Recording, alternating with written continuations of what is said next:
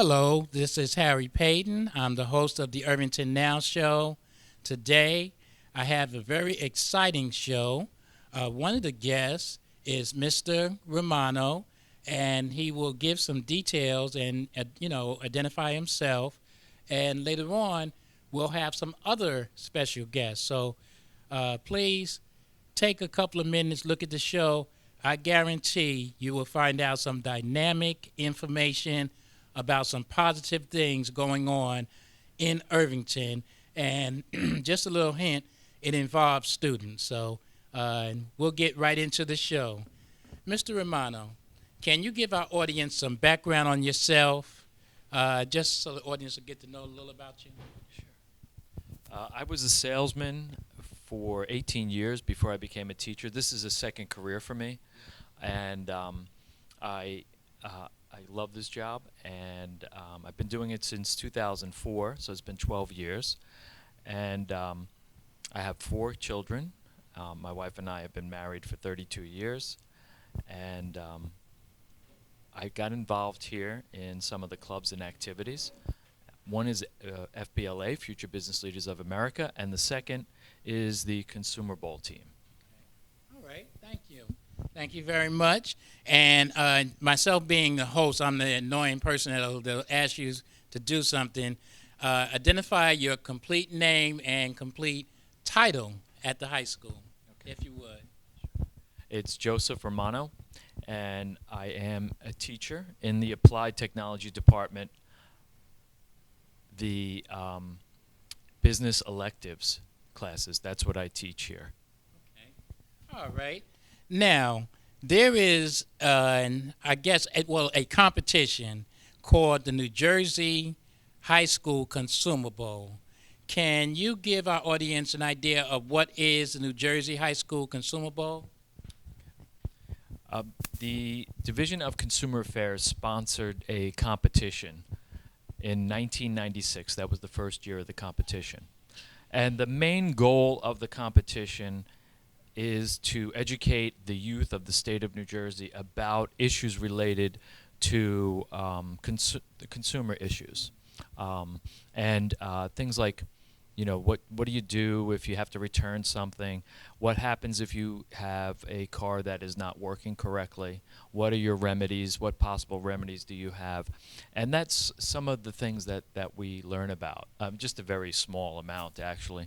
But different ways to protect yourself as a consumer. That's the main goal. And every year, approximately 90-plus schools participate in the competition. So there's a 5-person team. Sometimes there's 4. There's 4 people that compete, and there's a backup person. They can come in, and an alternate. They can come in, and you can change the team members that participate. Okay. Yes. That's good. That's good. And I know it's something that I've heard of for a few years, and the reason I've heard of it is because Irvington has been such an excellent competitor. We'll go into some of the details of that.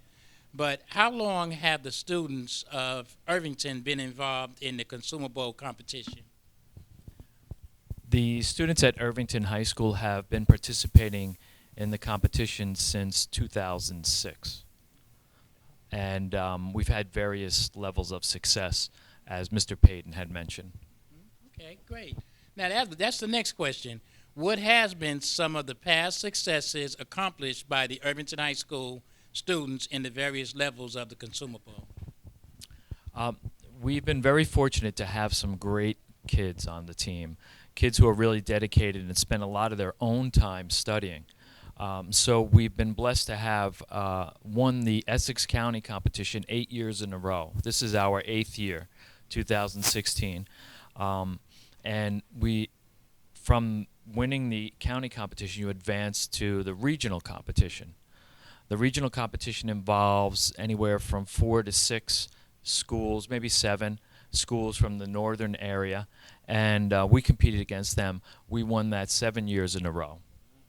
And we traveled to the state championships 7 years in a row, And in those 7 years, we won the state championship 4 years. We won 3 years in a row at one point, and we came in second the other 3 years. So we've had a good run. Right. That's beautiful. Now, correct me if I'm wrong. The Essex County part of it has 90 schools. So originally, it starts out with 90 schools that are in the competition. How many? When you're competing, how many other schools are you competing against? Okay. Yeah. It's 92 plus schools statewide. That's statewide, right? So every year in Essex County, we probably have about 6 to 7 schools participate, and we're one of those. Right. So it just depends on the year, and it depends on how many schools are involved. Oh, okay. And Irvington has been a stellar school because of all the different levels at Essex County. You've mentioned a number of times that they've come in first. Of course, like most of us know, if you go on to a local county competition, then the region will be the next, and the state. So you guys have not only excelled in the Essex County part of it, you went on and excelled in the regional part of it, and excelled in the state. So I think that's dynamic, and that shows a great, as you had mentioned, the students' willingness to do something, which is studying, and working hard to be competitive. So I think that you guys are to be commended. And what I like to say to the audience is that I've lived in Irvington a number of years. My children attended Irvington High School, back in the 90s, and were graduated from the high school. And many times you hear such negativity. I'm not sending my child to Irvington High School. It's a madhouse. Things are going wrong and all. And I've constantly been amazed and said that they don't know the true goings on in Irvington High School, because they are, now you hear in the background, we are inside of the school. So that was an announcement, and again, we're outside of the studio, so that was an announcement if you wonder what that was. But competitions such as this just highlight the good things, and there are many of them that take place not only at Irvington High School, but throughout the district of Irvington. So again, the next time you hear someone say something negative, hopefully you'll have better information and you can inform them that Irvington has a lot of good going on. So I just wanted to comment about the dedication level of the kids. Many of the students, this is not their only activity that they do. We have a number one student in the class. We have students in the JROTC. We have athletes on the tennis team or the track team, and some of the students have responsibilities at home in addition. But they find the time to study. They take the time. They study with each other. They come here. They take time on the weekends, on their own time, and they study the materials, which are quite lengthy. The study guides that they give us to prepare are quite lengthy, and they just amaze me with their dedication and their willingness to sacrifice their time and to win. And we did learn that winning is not everything. It's the commitment level, and it's the camaraderie that's developed with the students. They become friends over the course of the time, and these friendships last. We're still friends with kids who were on the team years ago, so it's really a nice setting. Yes. Okay. Thank you very much. I'm glad you included that of the complete dedication, because it would be a lot easier if this was the only extracurricular activity. But as you mentioned, many of them have other, and all of the extracurricular activities have a certain bit of commitment and responsibility, and none of them supersede the academics, because I know back when I was on the board so many years ago that there's a grade point average you have to even compete in any kind of extracurricular activity. So that means they have to maintain that level and the other activities. So thank you very much for that. Another question is, how did the Irvington High School students do this year in the Consumer Bowl competition? So this year, we won in the county. We came in first, the eighth year in a row, and then we competed in the region.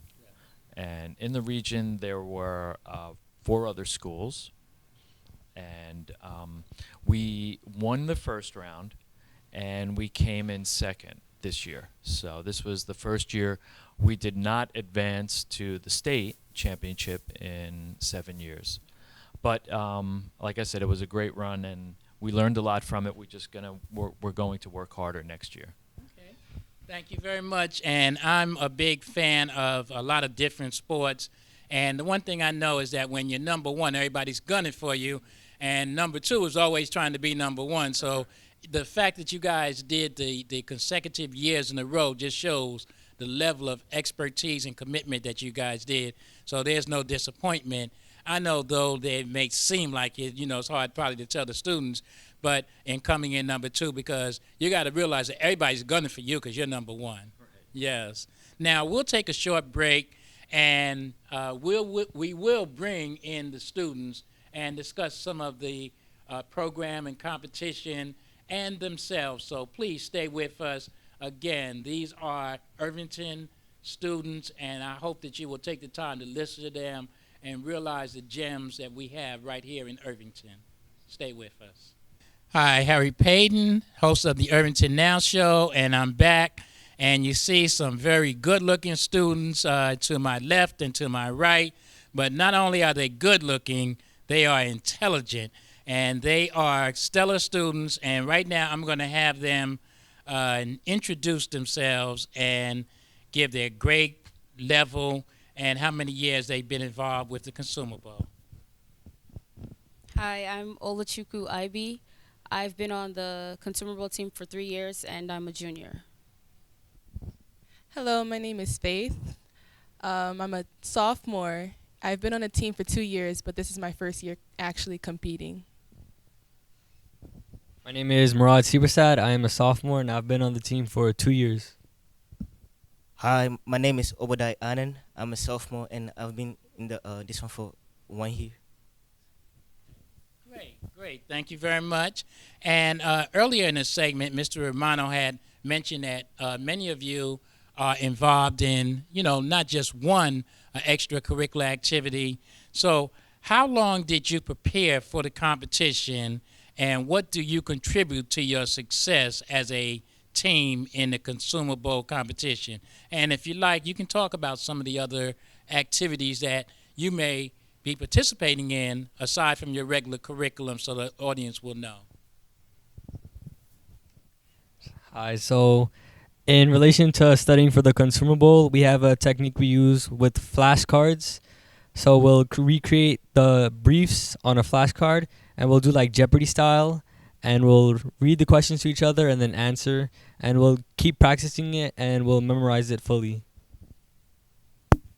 All right. I highlight my stuff. If I get the packet, I highlight it and just study for like 3 hours a day. Even though I have like tennis and marching band and stuff like that, I still study for 2 hours a day. All right, that's it. We have this technique, and we study like months ahead. Like as soon as school starts, our advisor, we'd get an email from him saying, study, study, study. This year we're going to take it. And he makes these long packets so we don't forget. We go off of the packets. We pile the packets with information, and that's how we generate our flashcards. And it's really helpful because and all that stuff. Personally, I partake in the most after-school activities with FBLA, cancer awareness, student council, environmental science, and basketball. But I make the time every night to study. I make the flashcards with Olachukwu, and we study over breaks. We study after school. We make sure we have the time to study so that we could win every year. Thank you all for that great information.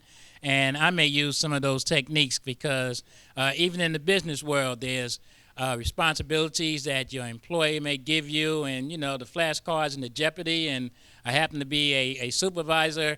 You know what? My employees may get to be looking like Jeopardy soon, and, model that after you guys.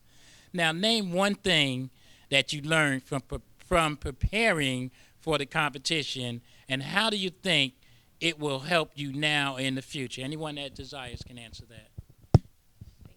Thank you.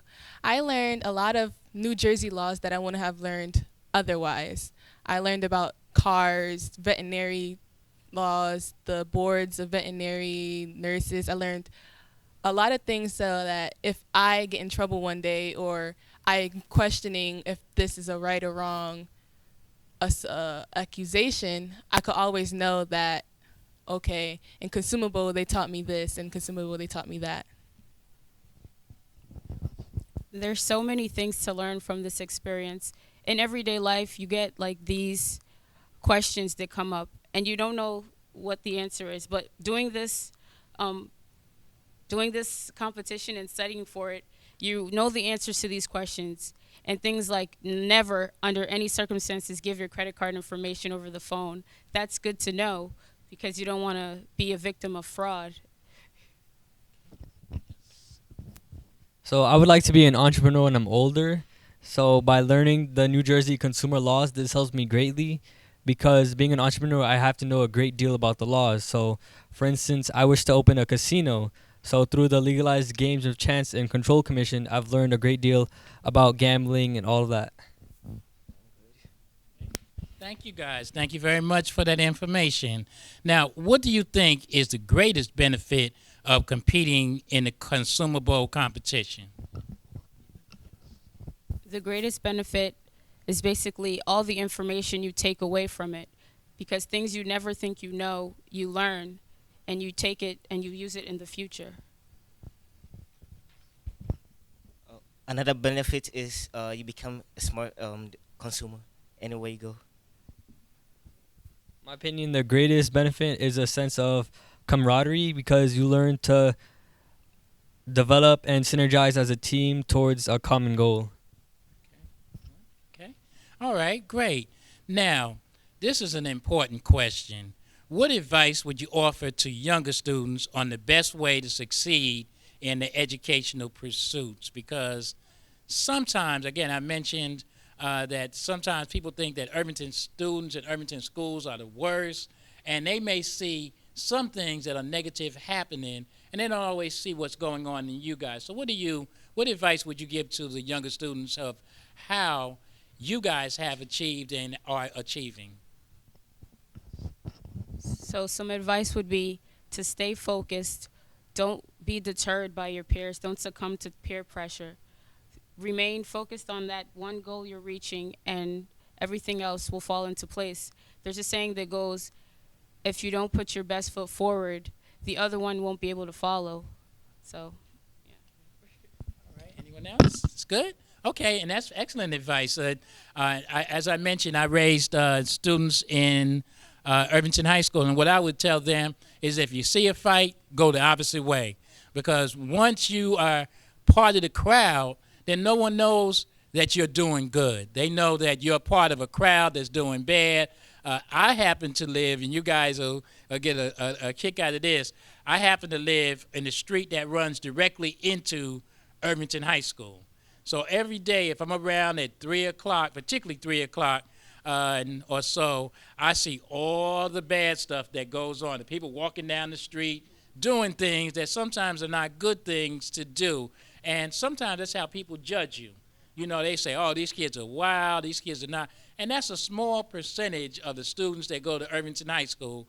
But citizens tend to judge the big percentage, and that's why I thought it was so important to have you guys here so that they know that there are not just you guys, but the other organizations that you're involved with that are doing such great things. So thank you very much for that. Let me get to this next question here. Now the host every once in a while makes a mistake, and you know you guys are from the competition. You never want to have a low like I just had, but I'm one of those persons that sometimes get confused. This question: what are some of your future goals, including after high school career goals? I know you had mentioned about some of yours, but anyone that wants to include any of your career goals. I I wanna be a pharmacist in future. So I wanna attend a pre-medical college so that it's gonna be easier for me.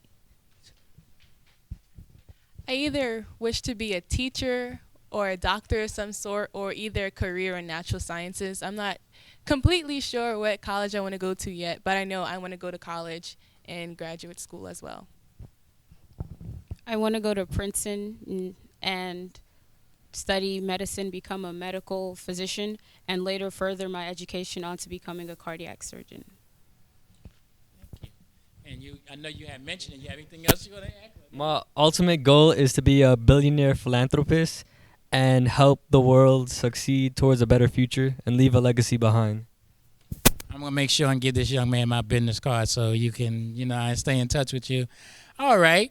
Now, and as we're about to come to an end, and the audience has gotten a little idea, during this short segment of you guys and the great work that you're doing, and will, I'm sure, continue to do throughout your endeavors. Is there anything else that you would like to tell our audience as we come to an end of this edition? I'd like to tell the audience that we owe this whole experience to our advisor, Mr. Romano. He's smiling. But we love him. He makes sure we have everything under control. I'd like to thank our friends and family, those people that support us. We wouldn't be able to do it without them. And, yeah. Also, the teachers in Irvington High School really appreciate what we do, and every time they see us studying or when we're going to a competition, they always say, "Good luck, I hope you guys bring back the trophy." They're really supportive, and I appreciate that, and they really contribute to us winning every year, too. Anyone else? Okay, great. Now, we are about to end, and I'm so glad you mentioned Mr. Romano, because Mr. Romano has taken a seat where he can see us, but you can't see him. We're going to do a little adjustment, and I'm going to move over. And Mr. Romano, I would like for you to come back into the picture. And I know my technician is going to kill me, but I'm the host, so I do things like that. He's going to come back over. Now, Mr. Romano, again, the students thank you. I also thank you, for your commitment to the program and the years of success. I know have as much to do with the students as it does to your commitment. As the young lady said, now you're going to excuse me because I just don't remember names so well, but the other teachers, the parents, and students that spur you guys on. But I know that there are other members. I know that you had mentioned one that wasn't able to be here. I don't want to exclude anyone. And then there's another special volunteer person. Can you give us those persons, anyone else that you would like to mention? Zaina is not able to be here today, unfortunately, but for the reasons of it's Ramadan and they're celebrating as a family, so that's very nice. And then we have a mother of one of the former team members, Miss Rosenhanst.